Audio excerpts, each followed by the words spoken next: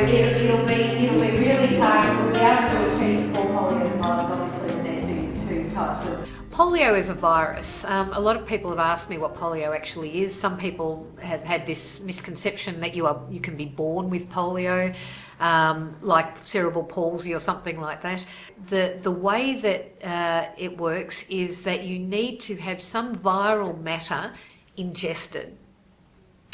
That can happen through infected water, infected hands, and it's a nasty virus, and it can take up to 3 weeks to incubate before you will actually find that it has any effect. So you'll be wandering around quite happily, and then one day you'll just fall down. But the reason why children tend to contract the virus so readily is probably because they don't have such a sophisticated immune system.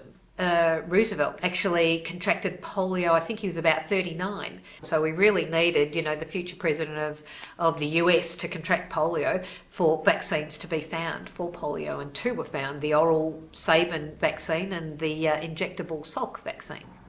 I've had a fairly massive lifestyle change due to polio. I was born and bred in country Queensland where my father had a grazing property, and my whole training centred around outdoor living, riding horses, chasing cattle, rather than academic education.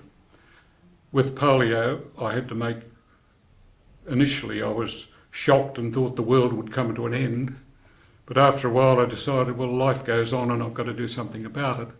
So I went back to school, college, eventually university, got myself an accounting degree, and so from outdoor living I effectively had indoor living for the rest of my life. And fortunately, I coped reasonably well and have had a very good life. The advantages of having polio, I've actually, all my life, because I had contracted polio at 14 months, I've always had a positive outlook on life because I've no difference. I've always had the disability. For many years I always told everyone it was a Boer War injury because I didn't like to admit that I had polio. But then as I grew older and matured, I realised that this has made me who I am, and I've accomplished, well, I think I've accomplished a lot in my life. And I've just taken on a presidency of an organisation which I never thought I would ever do. And so I'm really, really excited about my life. I got polio back in 1937. I was only 6 then, and I think as a result of that, a lot of things that I missed out on, I didn't really miss because I didn't experience them. Things like sport and that sort of business. I became a great watcher of sport, and I sort of enjoy that immensely even to this day. I also feel that because of my disability I was limited in the choices of occupation that I could have, and that enabled me to focus more on one particular thing, which was accountancy, and I became an accountant, and I'm still an accountant, and I've sort of worked right up until 2000, so I've worked for a long time. When I came out of school and came out of surgery, I had a lot of surgery post-school.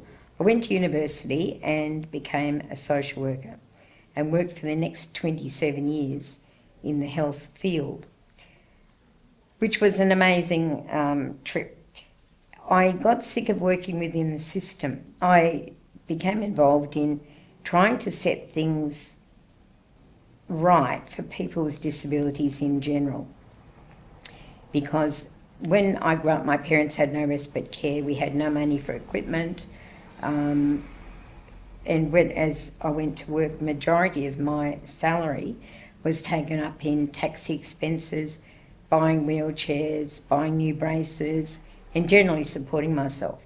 So I got involved in a national Citizens with Disability controlled organisation, and then because that became very male dominated, and I was thinking that the issues we have as women with disability were not being addressed. 14. I got polio and I went to Fairfield Hospital, and I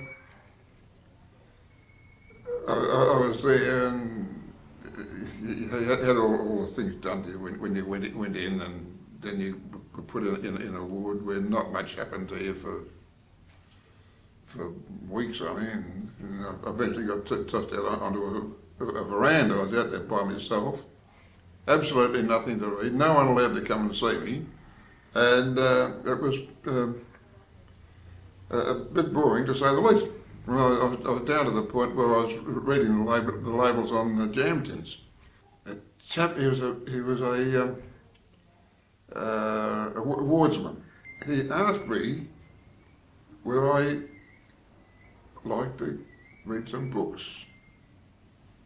Would I like to read some books? Does the Pope like the Catholic Church? And I said, yes, please. So away he went.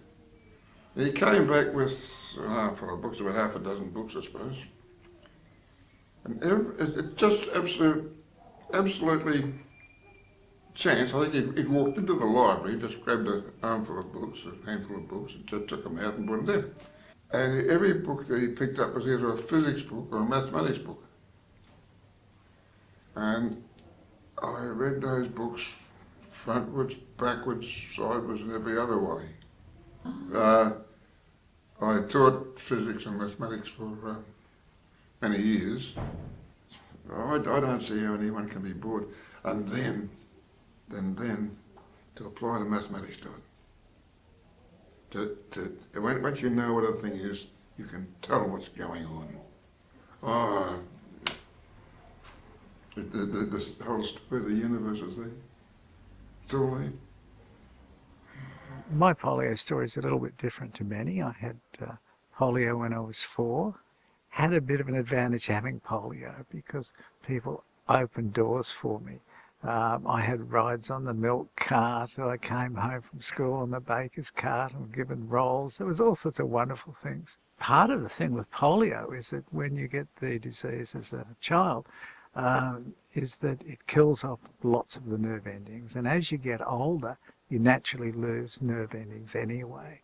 The effect of overusing your body the way I did and doing too much was that it accelerated the rate of decline of muscle strength because of nerve loss. So it meant that in my late 50s things stopped working. I was very fortunate later on to discover almost by accident that it was more likely to do with my polio that I'd long forgotten. I now have a very lightweight wheelchair that I love. I mean, I do things that people would dream of doing. If you accept aids and equipment in a healthy way and with the right experts advising you, you can do an enormous amount. There's a range of things that will mimic or that the late effects of polio or post-polio syndrome specifically mimic.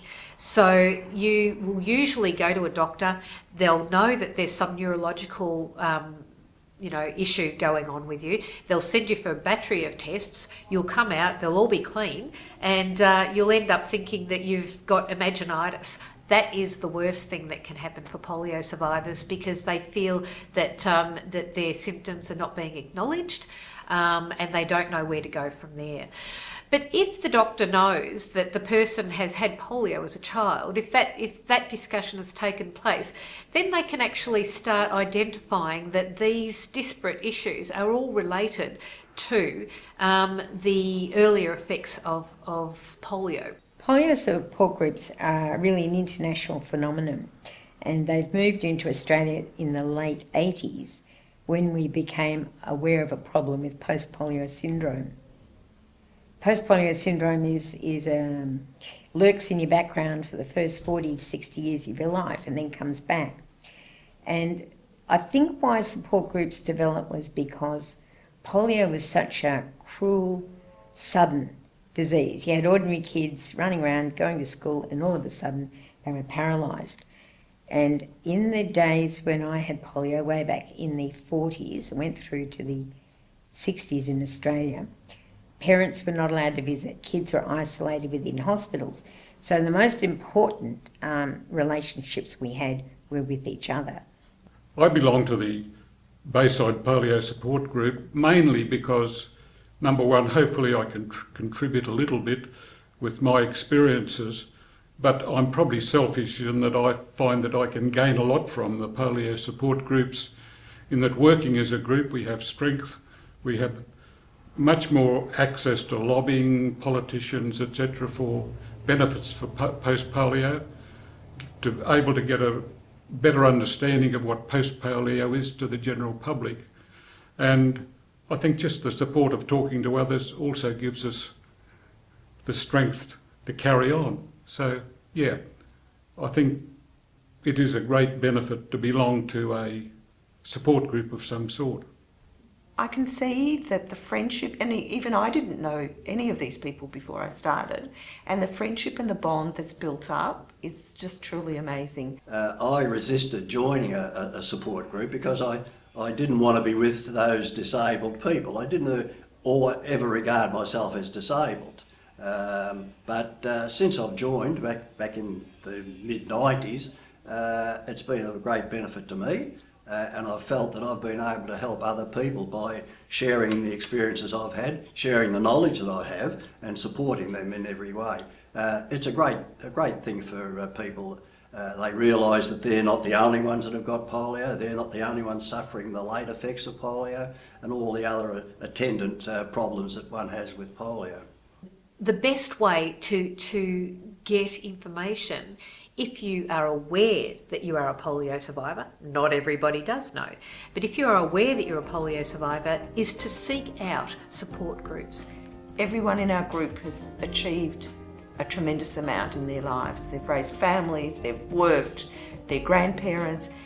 They're just wonderful people. It's such a positive impact on their lives, and I feel positive about it because I'm empowering them to feel empowered to do something in our group. But it's polio positive effectively, and it relates to the fact that many polio sufferers have had to do these life changes, and because of that they've become very positive, they've become almost aggressive in cases, I'm afraid, but it's an attitude that we've had to adopt, because if we didn't become positive we'd be left behind. Unfortunately, most polios are very positive and determined and have generally led a very effective life. So yeah, PP is polio positive, and that's the way we like to be. Okay. That gives me a little bit.